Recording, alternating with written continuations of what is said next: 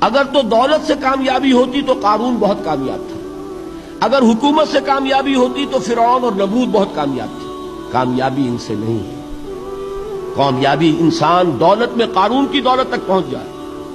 اور دنیا میں دبدبہ اور اقتدار اور سلطنت اور حکومت کے اعتبار سے وہ نمرود اور فرعون کا مقام حاصل کر لے، وہ ناکام ہے، خائب ہے، خاسر ہے، برباد ہے۔ اور ابو ذر غفاری کامیاب ہے، چاہے ان کے پاس کچھ نہیں تھا، جھونپڑی تک نہیں تھی، کوئی گھر نہیں تھا۔ حضور نے فرمایا ہے اللہ کے کچھ بندے ایسے ہوتے ہیں جو کسی محفل میں جانا چاہیں تو انہیں اجازت نہ ملے، جو کہیں اگر رشتہ کرنا چاہیں کوئی ان سے رشتہ کرنے کو تیار نہیں، کہیں کوئی سفارش کرنا چاہے تو ان کی کوئی بات ہی نہ سنے۔ لیکن اللہ کے ہاں ان کا وہ مقام ہے